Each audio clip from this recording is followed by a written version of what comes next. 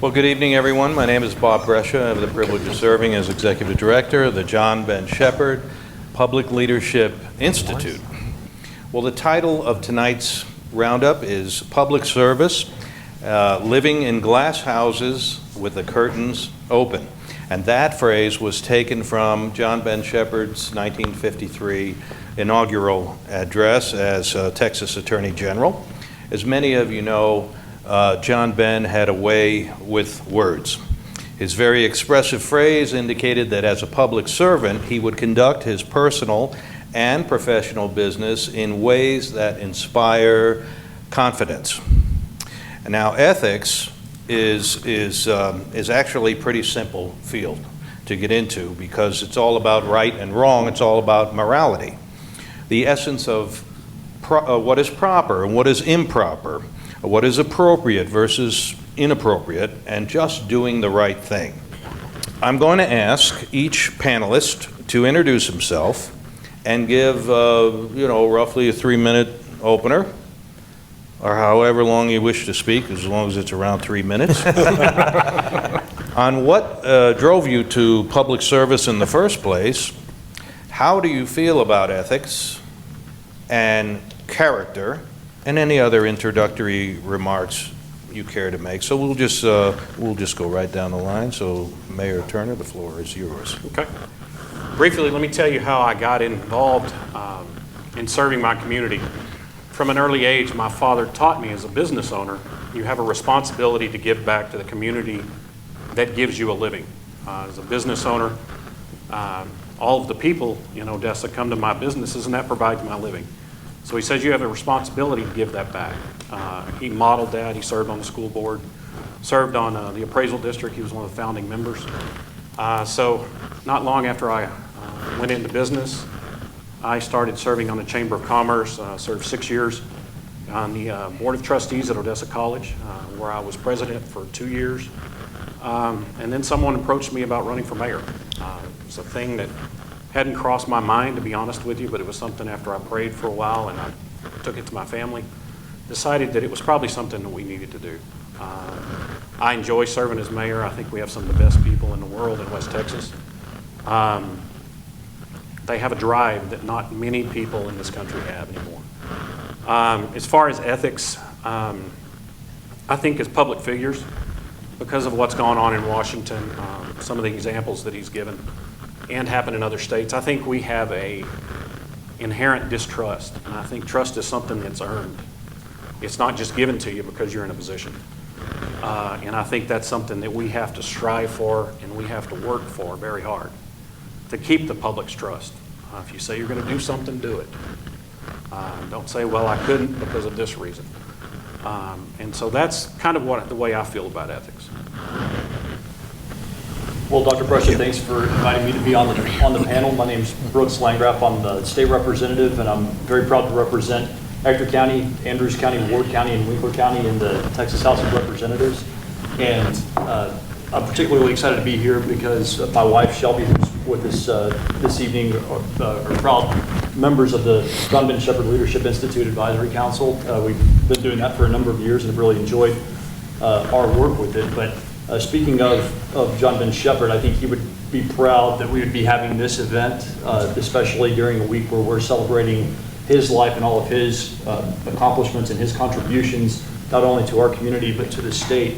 And Dr. Brescia, you mentioned it a little bit earlier, General Shepherd had a very distinct and a very specific outlook on ethics, especially ethics as they relate to public officials and public servants.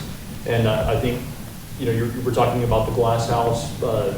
We live in that glass house with open curtains, and everyone on this panel voluntarily entered into that house, as John Ben Shepherd used to like to say. So we know the rules, and we're going to play by them. And I share that philosophy and that outlook that when you're doing the public's work, you have to hold yourself to a higher degree of transparency than the general public would. And I know before I was in public service, I expected that of my leaders and my representatives, and now I expect that of myself. But moving on to the leadership aspect, I very much like our mayor, I was raised in a home that really put a premium on giving back and on serving the public and paying it forward.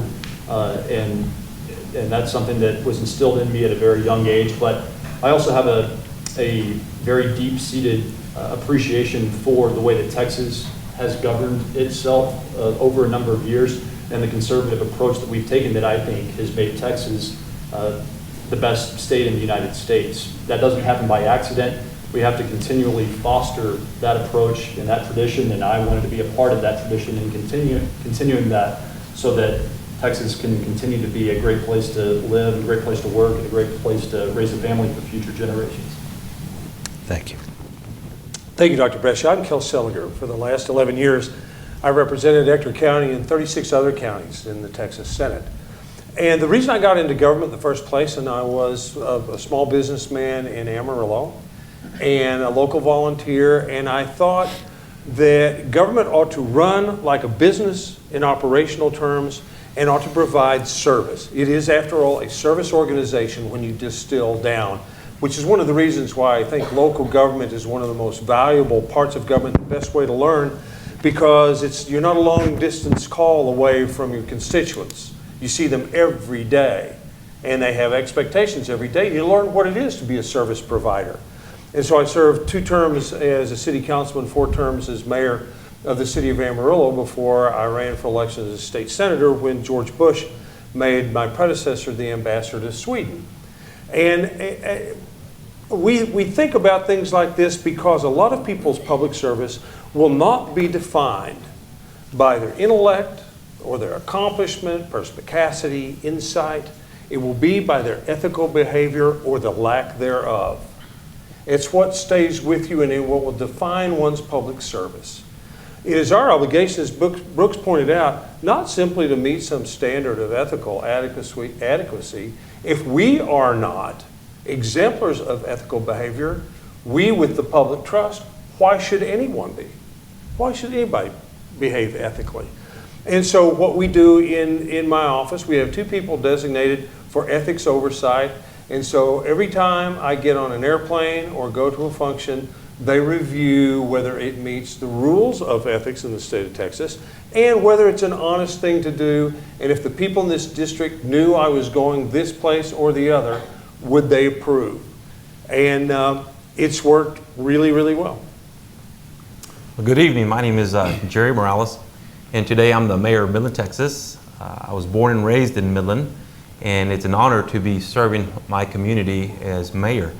I am a small business owner. I own restaurants, and been in the restaurant business all my life. And so when this was asked to serve on this and think about ethics, I kind of really relate back to my own restaurant and being in the retail business of I'm serving customers. I'm putting out a product and taking money. And ethically, people expect me to put out a good product in a clean atmosphere and get a good return on their investment. And so that kind of carries over into my life as a father, ethically how I raise my children, and the standard that I set, my faith, which is real strong. And as a city council member elected in 2008 till today, it's always in the back of your mind. And I really, really love this theme, ethics of public service, living in a glass house with the curtains open. And I almost brought a bottle of glass cleaner, saying that it's constantly cleaning that glass to ensure that it's spotless. But you know, you're always concerned that people are looking through your window. I will tell you, being the first minority mayor, I have a higher expectation, I feel, that I need to serve, and that minorities are looking up at the first minority mayor. And so ethics is very important. It's interesting that it's not brought up more often. So this is going to be an interesting topic not only for you, but for me too. So thank you for allowing me to be here. My name is J. Ross Lacey. Like the mayor, was born and raised in Midland, Texas. It's my hometown. I currently serve as a city councilman for District 4, which is West and Northwest Midland. I'm a proud alumni of UTPB. I'm glad to say I graduated #1 in my class from the now College of Business and Engineering, so go Falcons. It's great to be here, be home. I also served with the Landgrafts and the John Ben Shepherd Public Leadership Institute Advisory Council. And pretty much since I was born, public service was ingrained into me. Giving back to your community that's given so much to you was what I was raised by. My grandfather would always tell me, you know, J. Ross, it's not about you, it's about the people you serve. And that's something I've taken to heart. My first step into as an elected official, I'm low man on the totem pole down here with the senators, representatives, and mayors, but I'm honored to be here. Whenever I look at all the, I guess the issues that come before me, the best way to always attack a certain situation is to make sure that your mother would approve of what you're doing, along with your grandmother, and then you just kind of go on with your constituents. You know, would they, like Senator Seliger said, would they approve of me being here? Would they approve of me going to this place? And it's always in the back of your mind as an elected official to do that. And that's the standard I like to hold myself to, that like just everyone else up in this panel, and that we hope the public wants all their elected officials to. So I'm honored to be here and looking forward to a exciting conversation. How did you develop your own moral compass coming up when you were a young child, young boy? How did you develop that sense of what's right and wrong? From my parents. Parents in church. Yeah, Absolutely. mine's largely driven by faith, but also reinforced at home, certainly. Yeah, it's the foundation. And that's where it's built. That's how you build those skills from. You have to be able to look yourself in the mirror in the morning and be happy with who you're seeing right there. And if you're not, then you've come into a situation where maybe you need to reevaluate who you are. Yeah.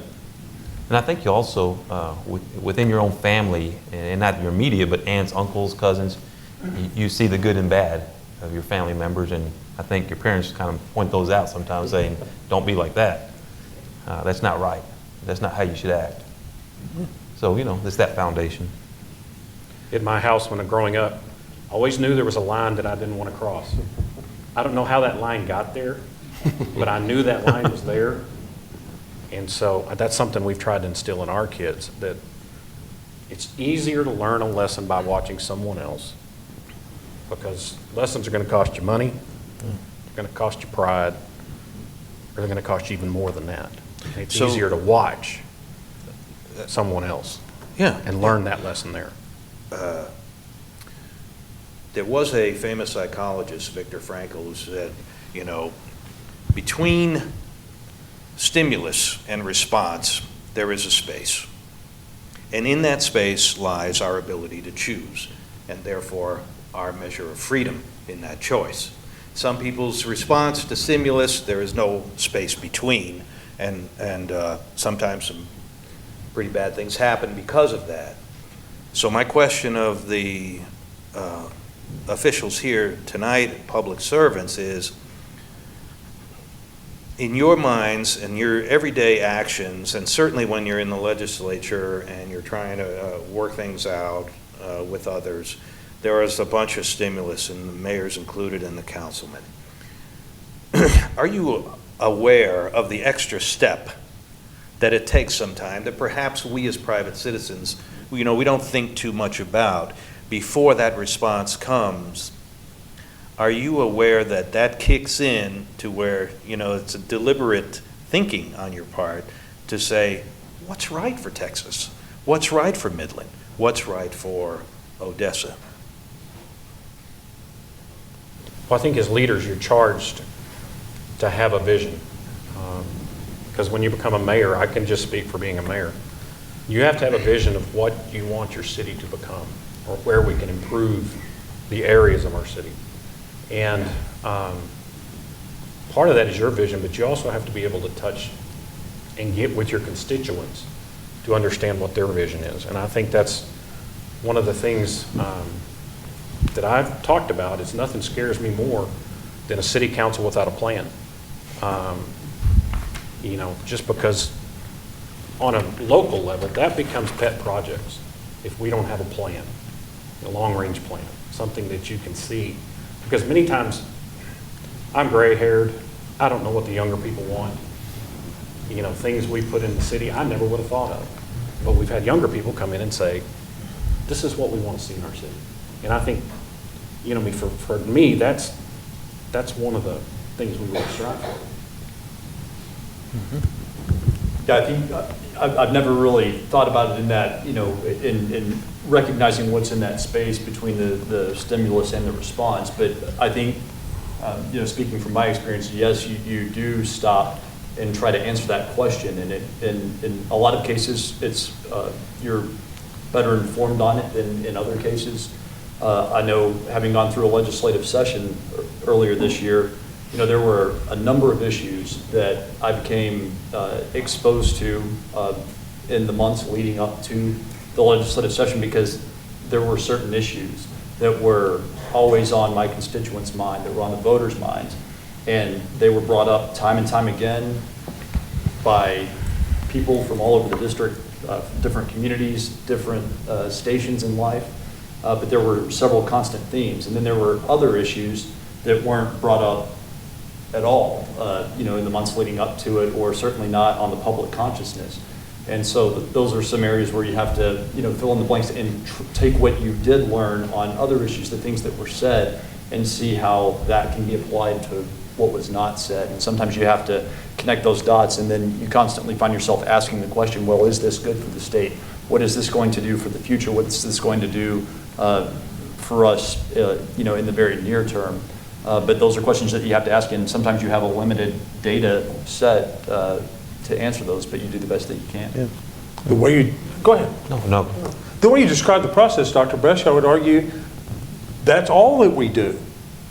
Is look at that space in between, and somebody brings us, and it's no different for mayor or councilman, somebody brings us a proposal, and you look there and ask, what does it really do?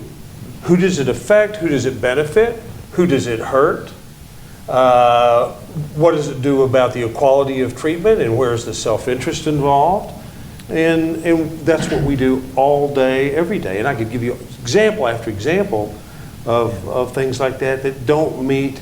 It goes beyond ethical behavior there to public policy, which is also what we deal with. Is it good public policy?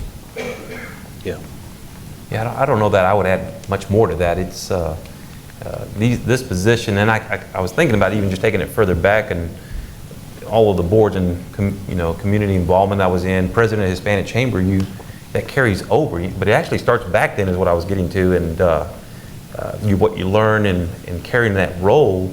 But I think you mentioned is, what does the state see? And, when you're in the Permian Basin and you're the leader in the oil and gas industry, a lot of folks are looking at you, and you're always having to represent your community, and what you do know, you bring it to the table, whatever information. So I wouldn't add much more there, other than there's a lot of eyes on us all the time. A lot of eyes, and there's different views you have to have. You sometimes have to have the 40, 50,000 foot view to think out 40, 50 years, something that back in the 60s, the city council back at that time by purchasing the T-Bar Ranch that's now supplied 70 years worth of water for the city of Midland. That was forward thinking, planning for the future. But then you also have to, on the city council level, go down to fix Miss Hicks' pothole in her alley. That's an issue that you have to focus on. And so you have to balance in between that time, but you've always had to be growing forward. We're in exciting times in West Texas. I mean, the price of oil is down right now, but it will be back up, and we have to prepare for that future and the growth that both these counties alone are gonna start experiencing that we've already kind of seen. And so that's why not on the state level, on the city level, you've got to prepare for that, and but also make sure that you're tuning in on the minor things and the small things that your constituents want as well. Well, somewhat related to that is the question about political party affiliation and how much that comes into play, because especially on the U.S. scene, I suppose we often hear that in the case of freshman congressmen, for example, that there's a tug of war there because there's party bosses, and when you first show up on the job, you may receive a lot of pressure to vote in a certain way for particular bills, because that's the way your party believes that you should vote. Certainly on the U.S. level, there's a quote, a no labels initiative that supposedly designed to, break down those ways of working. And I don't know if it's happening or not, but are you experiencing, or have you ever experienced such a dilemma or a tug of war of being, even though you have to work with everybody, you have to vote a particular way because that's what your party machine says to do? No Labels initiative, Dr. Brescia, is failing miserably. And because partisanship is such a central feature to governmental bodies in the United States and in the state of Texas. And so we are constantly being told what it is to do if you're going to be a good Republican or Democrat. Both parties are parties of litmus tests, and a lot of people feel that people's performance is defined by those litmus tests, and it's a real struggle. Whoever thought that the word compromise would be a dirty word? But nowadays, in very many instances, it is. And so if you seek to work with other people for a greater good, which is in some ways, I think, incumbent upon us in a legislative body, it can be pretty challenging. Yeah. I think the only pressure that any of us should answer to, is what comes from your district, at least in a legislative sense. But before I get into that, I'm happy to report, and I think the senator will agree with me, that some of these problems that have become in sharp focus in Congress in Washington don't really translate the same down at the state level. At least that's been my observation. I think we have been able to do things in a different way. Of course, first of all, there are a heck of a lot more Republicans in the Texas legislature than there are in Congress, and that creates, or at least as a percentage, and that creates a different dynamic. But at the end of the day, while party affiliation does matter, it does define us to a very large extent. You're ultimately accountable to your district, because I have some great Republican friends, for example, who represent suburban districts in North Texas. We both have the same party affiliation, we both have the same ideology, but our districts have completely separate needs because of the way that we're composed. And so sometimes that transcends partisanship or ideological similarities, and that can put you on two different sides of an issue just because your districts are so different. Okay. Good. Well, let's turn our attention to another topic. Do you think that your own families should be off limits to those allegations, any allegations of improprieties or unethical behavior or asset hiding, or I'm not saying we have a problem with this at all, because I personally believe that we do not. But are they, do you have any experience with that? Or do you believe that they should be also in the glass house with the curtains open and everyone can see what they're doing or not doing? Well, I know, just speaking, I've been elected twice. When I was on the OC Board of Trustees, my family was left out of everything. I know as a mayor, my kids are looked at different. My wife is looked at different. And they pay a price for me serving, I'll be honest with you, because you're gone, the stress and things like that, and that's something that we've chosen. But I know in regard to hiding assets and things like that, the reason you're asking the question is because it's happened, and people have done it. And you don't want to see that happen, and you want the rules in place, but sometimes you hurt the good ones. But we've all chosen this. So I can see both sides. One, as far as protecting my family, but you also need those rules in place to keep people from doing it. So I can see both sides on that. No, I think this is for for better or worse a family business in a lot of ways. I mean, we bring our families into it. I know in my experience, I wouldn't have gotten into this if I didn't have the full support of my wife and family back home, and we all made that decision collectively, knowing what all that entails. So yes, we do enter into it voluntarily. We know that it's going to open all of us up to a little bit more scrutiny. And I think it should be that way, quite frankly, because there are so many historical examples of asset hiding, things like that. I mean, Lady Bird Johnson comes to mind with KBTX, the KLBJ. Yeah, KLBJ, the radio station. So there are enough bad examples to where I think it does justify that heightened level of scrutiny, and you just have to make that decision within your family if that's something that you want to be subjected to. There's a couple of thoughts that come to mind. It's as I stated, I've been on council since '08, and then prior to that, a lot of community service, serving as president on a lot of nonprofits. And my wife has always made numerous events, dressing up and getting ready to attend all those events with me, being by my side. Well, when I decided to run for mayor, she's like, I'm done, I'm tired. don't expect me to be there for every event. I'm saying, yes, ma'am.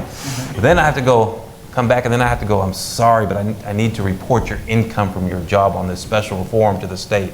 And so, you know, it does become very tough on your family. And I heard the kids brought in. It is, your kids are in the limelight, and questions are asked at school.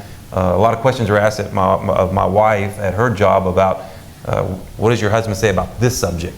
You know, and she's like, I don't know, and I don't want to answer, you know. So it is tough on the family sometimes, but they do pay a price, and we got to thank them. I kind of have to stay. I don't have a wife or kids, so at this point, it's just hard on me, and it's not that bad. So, but I can definitely see that it is, as Representative Brooks said, it's part of the family business. That's what you do, and you would never run for a position without talking with your wife, talking with your kids. But you would hopefully that they'd have their backing, that you're out there to do good and to make a difference. So, one day maybe I'll be able to answer on that part of the spousal. I know a member of the legislature whose wife found out he was running for the legislature because she heard it on radio in the morning. My understanding, it was really ugly. But let's be honest, the easiest thing for something like us to do is to hide something with an adult child whose activities, possessions are not covered on our state ethics filing. It's easy to do. That's unethical, and nobody would ever know. It is unethical. Yeah. Absolutely. Jay Ross, you sure? You got a dog, don't you? I thought I saw I don't your have a dog. I don't have a cat. roaming Anything. around. Yeah. We don't want to go down this subject anymore, I promise you. Well, let's take some questions from the audience. We've got some good questions that come up here. Bill Price is with us tonight. Bill Page. And Bill Page. And Bill. We got a bunch of Bills.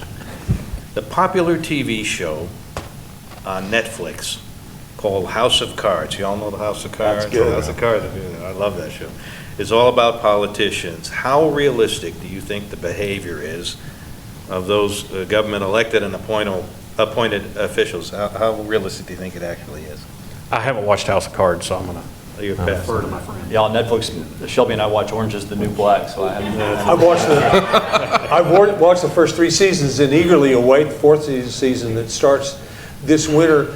The situations are not exactly like it, but the underlying sort of Machiavellian motivations and things like that, and subterfuge, very much a part of politics.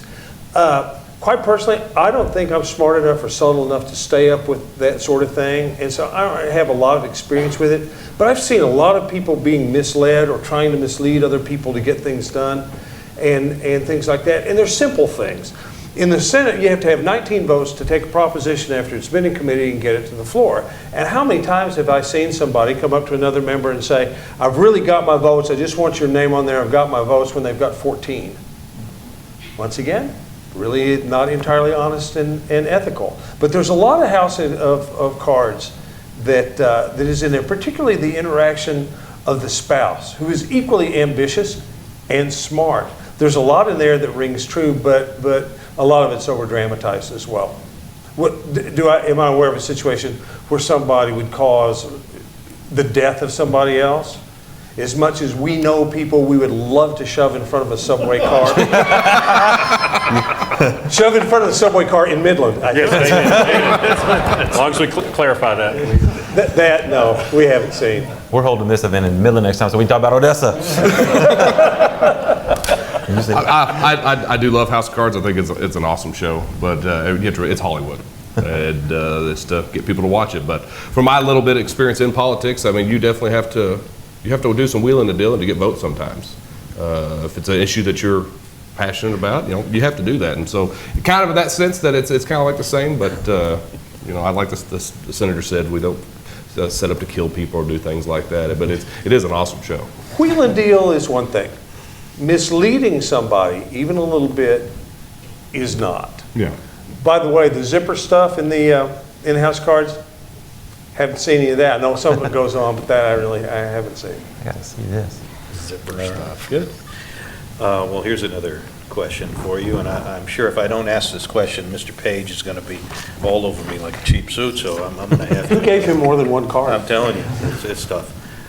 And we are going to talk about more than just, pure ethics or applied or whatever. I mean, we're going to talk about how we can make public service a little bit more attractive as kids growing up might want to choose that as a career field. But Bill wants to know, what is the possibility of teaching the Constitution of the United States using the Hillsdale College model, starting in the 1st grade through the 12th grade? I've been a subscriber to the Hillsdale newsletter, and I think it would be a fantastic idea. It would be a great way to incorporate, civics curriculum to students from a young age, give them that exposure to the structure of government, but then also I think that would clearly go a long way to better embedding the principles that are in the Constitution within, with citizens by incorporating that into the curriculum. I think that's a fantastic idea. Whether or not that would the TEA would share that opinion, that's a different question. But I think it's a fantastic idea. I think it's a good idea because I think the Constitution is important. In some respects, I like it more as college curriculum. I don't think we ought to teach the Constitution in P through 12. I like it better as a college curriculum because the Constitution ought to be taught with a great deal of depth, because the historical perspective in the Constitution is particularly important as we look at things like the 14th Amendment and how things have evolved and why that our Constitution has been as durable as it has been for over 200 years, and with only being amended 27 times. I would definitely agree that it needs to be more inflicted into the young minds. From junior high on, my grandmother would give me a little pocket Constitution and would make me read it and understand what it's about. I agree with Senator Seliger. I think you would get more substance out of it in a collegiate type atmosphere where you can really dig into the weeds about it. But every American should know what our Constitution says and what it's about. It's what's the founding principles of this great country. So absolutely.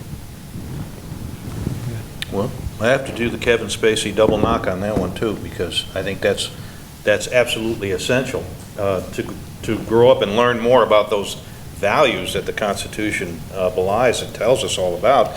And just a plug for the John Ben Shepherd here in the Institute, last year we taught 4,200 children, 3rd graders and 4th graders from Ector County ISD on how bills become laws, the 3 branches of government, and a number of just basic civic things and knowledge that hopefully they'll carry with them and continue to learn. So we do think that's very important. It's one thing to talk about what the First Amendment says, which is very short and very concise. But then when you really get into it and see what has happened over years, it is affected by things like Citizens United decision and things like that, are really important because they speak to really the ethical underpinnings of the body politic, if you will. And so those things go really, really deep. Well, I have another nice question here from Brenda Blair. Brenda asks, do you feel that people as a whole have lost respect for authority? I definitely do agree that the younger generation, and I am the youngest one up here, they do have a problem with authority. And when I was growing up, you respected police officers. You said yes sir, no sir. And you said that to anybody. And I think we've got a huge issue right now, not only in our state and our country, but it has to go back to the foundations and how you were raised. But you have to get that trust level back, and we have to start dominating the good out of every situation, not the bad. I'll just say in this role, it is, you do see some bad cases out there, bad elements, and it is very depressing, and especially when it happens in your own backyard. And you sit back in your chair at night going, what happened to our community, and why is it going down this road, and what can I do to make a difference? I feel like getting on front of the TV and the media and having a town hall meeting and just start preaching. But then you get you get re-energized when you go into the classroom of 1st or 2nd grade or 3rd graders, and they ask you these phenomenal questions, and they're so inspired that the mayor's here and their teachers are teaching them the right skills and the importance of authority and government issues. And so you have to be very optimistic, and that's what I am. I'm an optimistic person, and I believe that society will change and will do the right thing if the right leaders are there to lead. And so I think that's what puts me in this role, is that I know I have an opportunity, and I'm taking advantage of that opportunity and trying to make the best difference I can. So not that I'm campaigning, but that's what it means to me. We are up for re-election. I feel like I'm campaigning. The answer to the question is yes, there's an erosion of authority, and it's driven, as Jay Ross said, largely by the way things are magnified by a 24-hour news cycle. But what is the public to think when you have a congressman goes to federal prison for accepting bribes? When a president of the United States knows about a crime being committed and lies about it? When a president lies to a grand jury?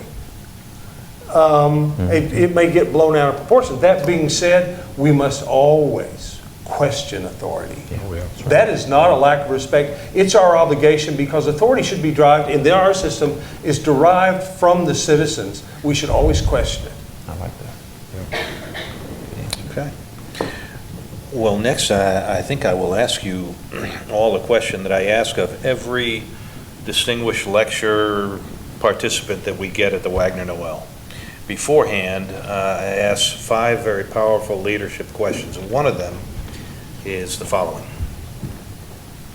Have you ever had, in your lifetime, what we refer to as a crucible of leadership, which is an event that happened in your life that made you the person that you are, or for which you had to reach down and grab some intestinal fortitude or guts to come up with the right course of action, to do the right thing?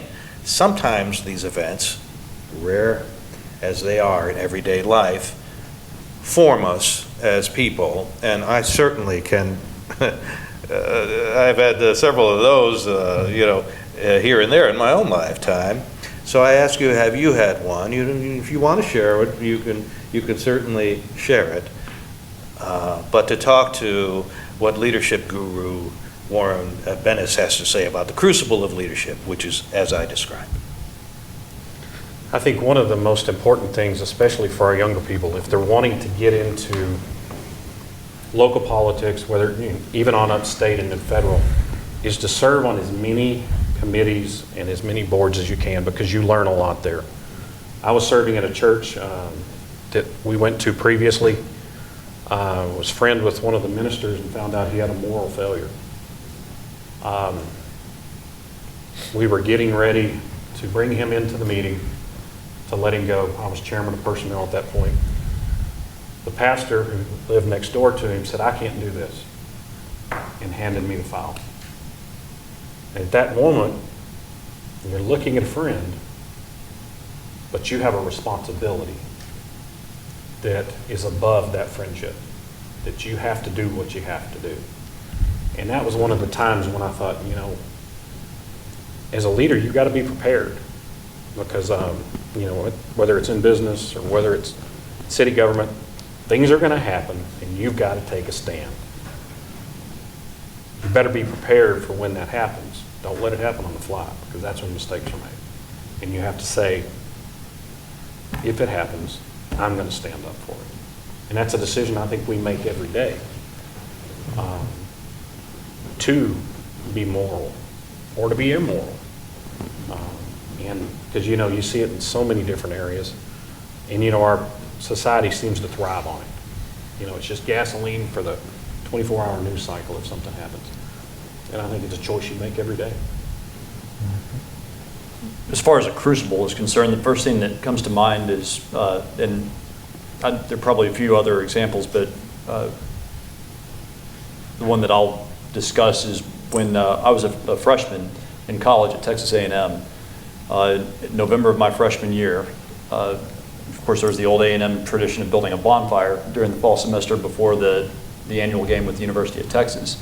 And 1999 was my freshman year, and that was the year that the bonfire stack tragically collapsed in the early morning on a November day just before Thanksgiving. And I was in the Corps of Cadets at A&M, and we were very active in building that bonfire every year. And when it happened at just after 2 o'clock in the morning, you might imagine the disarray that plagued that scene. Nobody knew who was where. So we had to act very swiftly and very quickly to take accountability. And this was all done under intense stress with a lot of adrenaline, but we had to make sure that all of our buddies, our fellow cadets, were accounted for. And that was a real wake-up moment for me. I was 18 years old at the time, never been in a situation like that. But we had to marshal resources, work together under very, very stressful circumstances in something that was literally a life or death situation.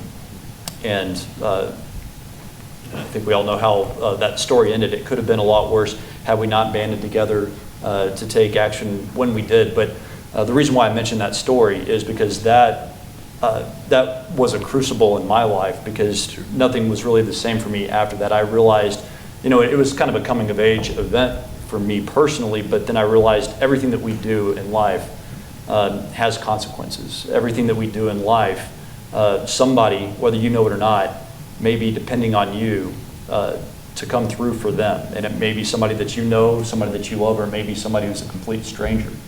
But you have to be ready at a moment's notice to make tough decisions and to take action, whether or not you're even prepared for it. And so after that, I've made an effort to be as prepared as I can for any situation that I may have to encounter, just in case somebody is relying on me. A lot of people have those moments, just moments in time that are particularly inspirational, revealing, and affects them for the rest of their lives. I think I've only ever had one epiphany. I proposed to my wife and it was over. Smartest thing you ever did. She told me that. But I'm one of those people who thinks that we really do learn just about everything we need to know in kindergarten.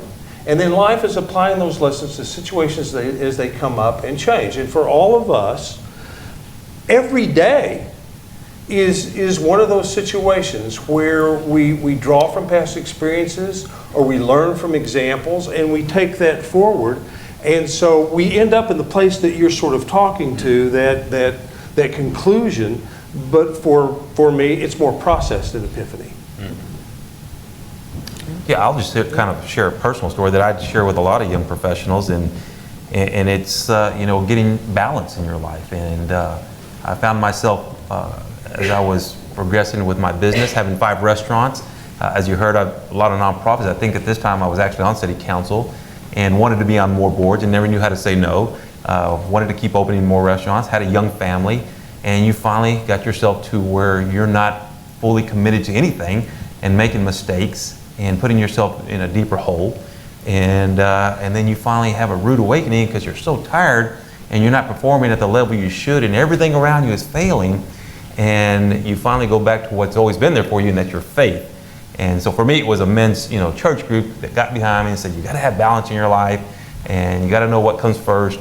And so it's important for me at that point was to stop, slow down, let's get reorganized, get balanced, and get back on track. And so I love, to share stories with young professionals. I see them saying yes to everything, trying to maintain the load, and but it doesn't do them any good. So that's kind of where I a while back noticed myself.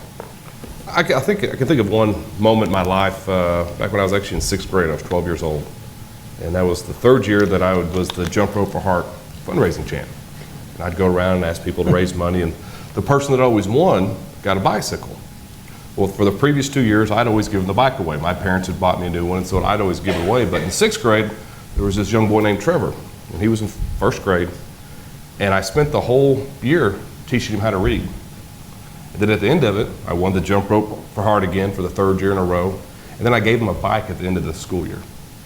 And the smile on his face, and what overcame me is, one, I just taught this young boy how to read and give him that tool for life.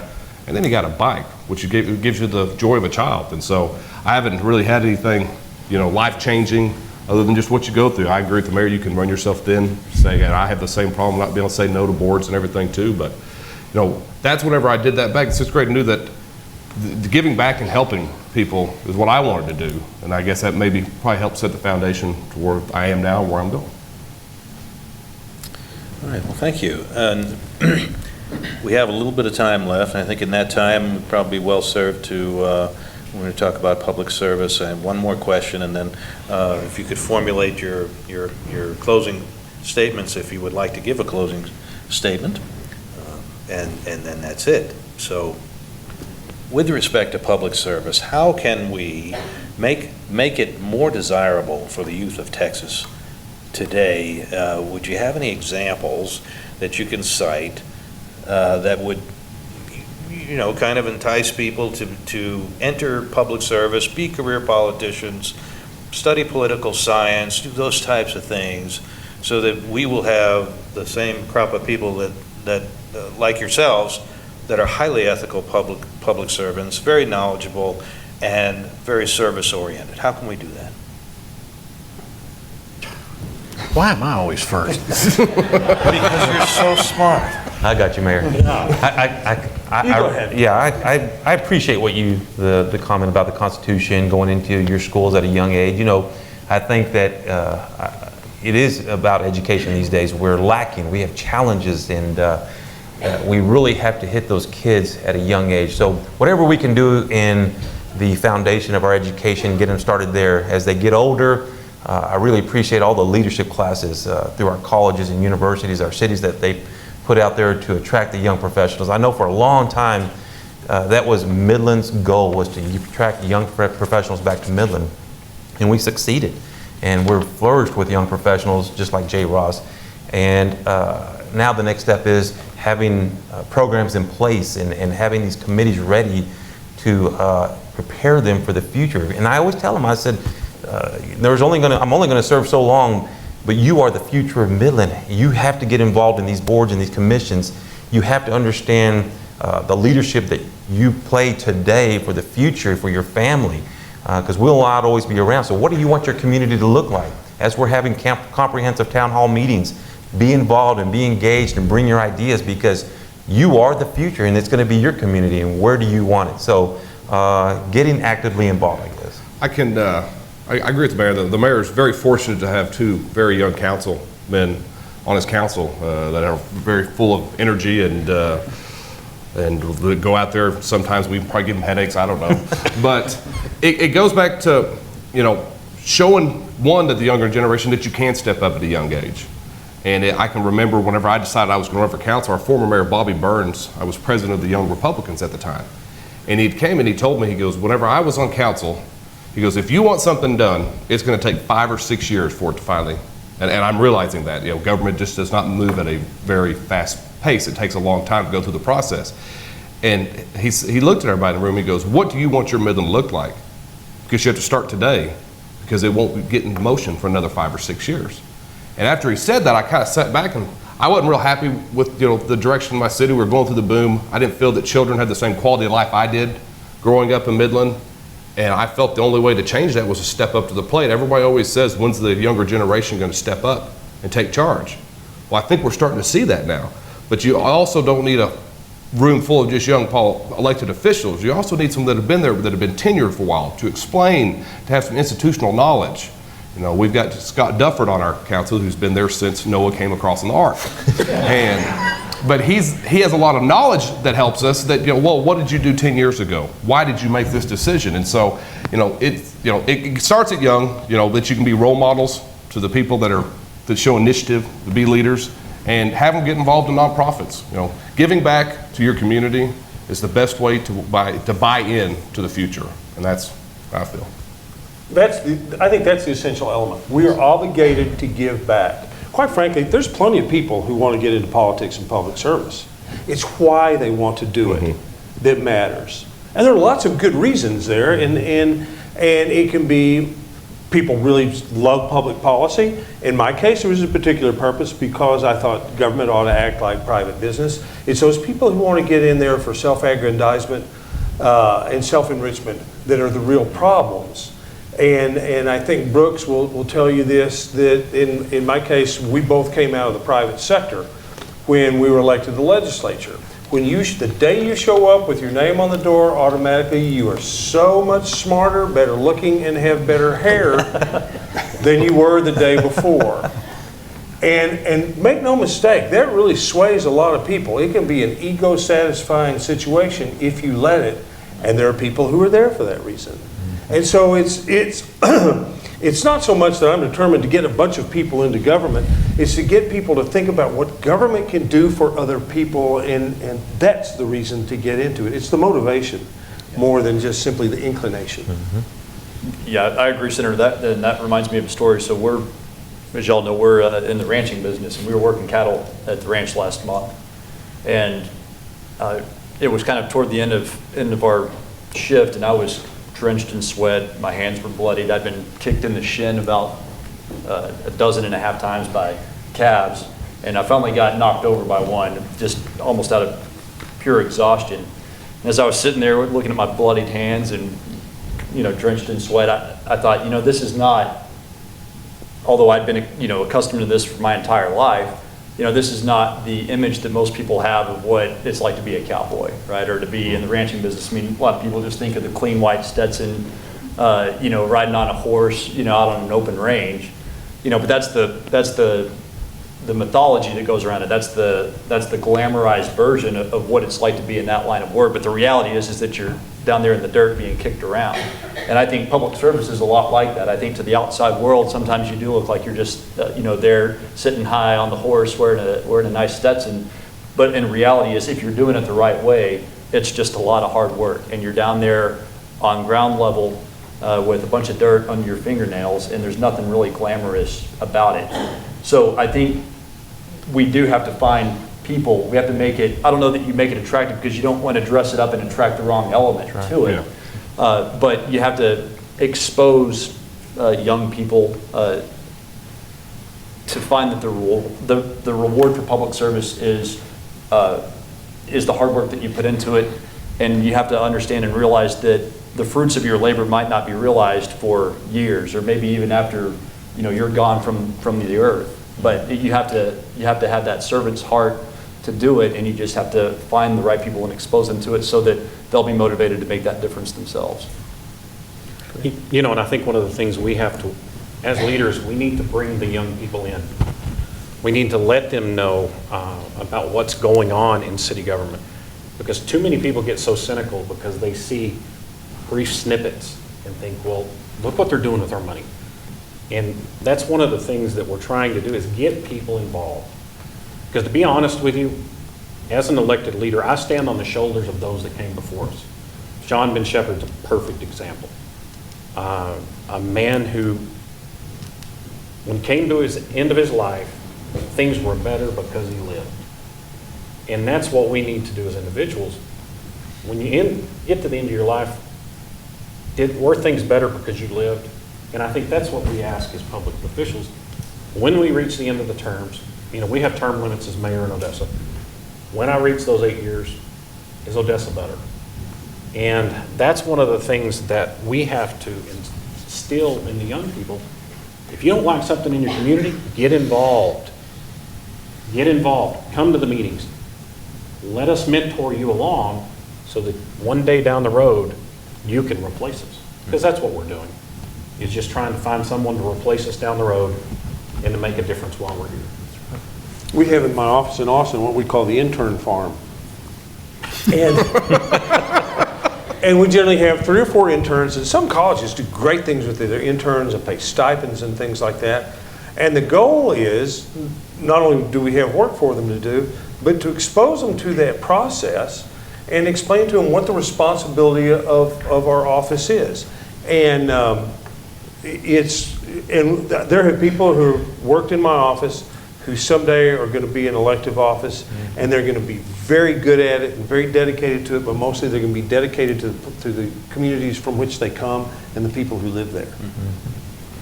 Well, those are great answers, and they sound a lot like closing statements to me, but if you want to close with a final thought, well, I have now one. would be the time to well, actually, the Senator and I both do, but this is a slightly belated happy 100th birthday gift to John Ben Shepherd. We wanted to bring a flag that flew over the state capitol and present it to the Institute in appreciation for everything that you've done this week, and in honor of of the namesake of the institution, John Ben Shepherd. That's We great. appreciate that very much. Thank you.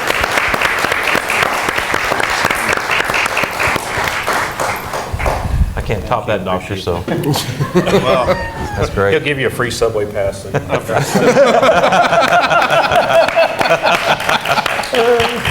In closing, I would just say, go ahead. just as a final statement, to all of the young people in here, get involved.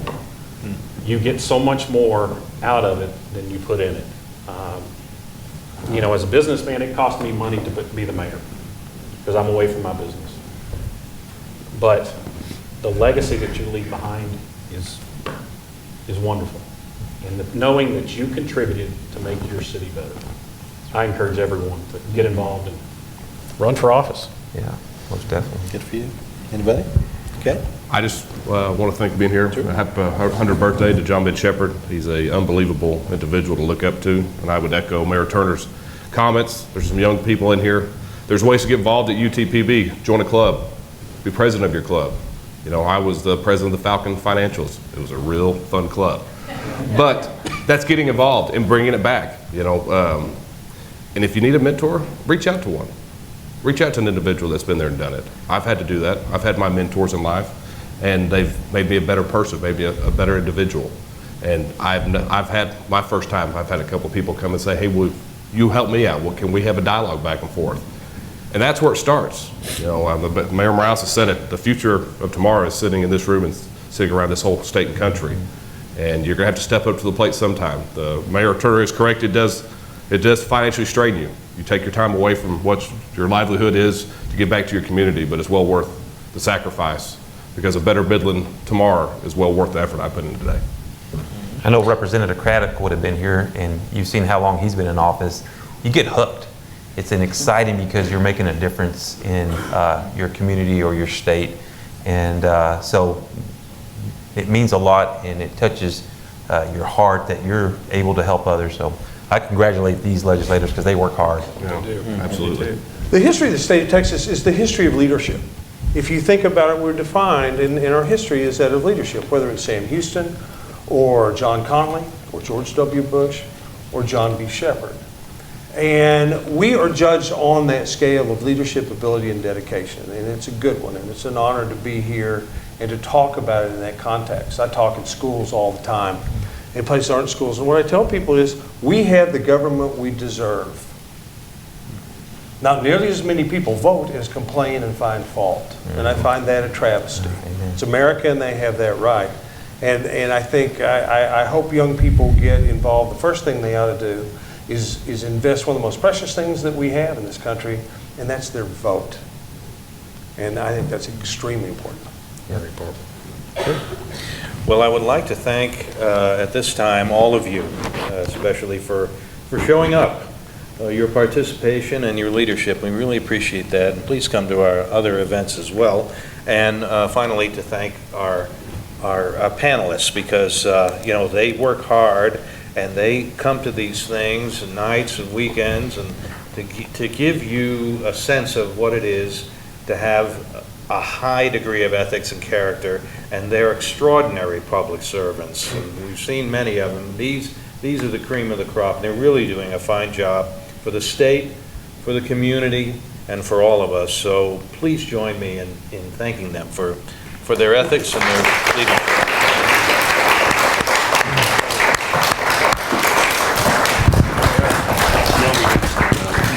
That concludes the panel.